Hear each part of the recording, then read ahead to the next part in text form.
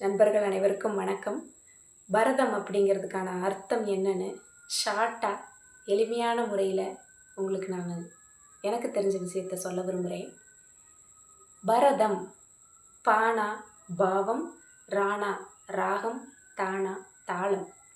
பா பாவம் அப்படிங்கிறது வெளிப்படுத்தும் தன்மை, உணர்வுகளை வெளிப்படுத்துறது, கருத்துக்களை எப்படி உணர்வுபூர்வமாக வெளிப்படுத்துறது அப்படிங்கிறது.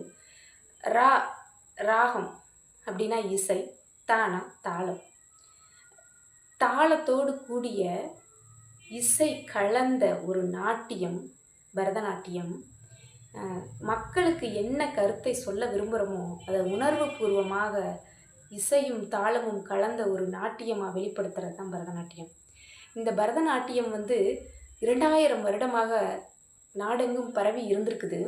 மெயினாக தென்னிந்தியாவில் தான் இந்த பரதநாட்டியம் உருவாகிருக்கிறது.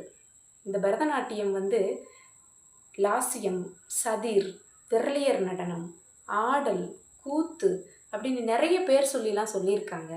ஆனால் தஞ்சை நால்வர், சின்னையா பொன்னையா சிவானந்தம் வடிவேலு, அவங்க தான் தஞ்சை நால்வர். அந்த தஞ்சை நால்வர் மூலியமாக தான் இந்த பரதநாட்டியம் முறைப்படுத்தப்பட்டு வடிவமைக்கப்பட்டு ஒரு முறையான வடிவமைப்போட இந்த நாட்டியம் உருவாக்கப்பட்டது.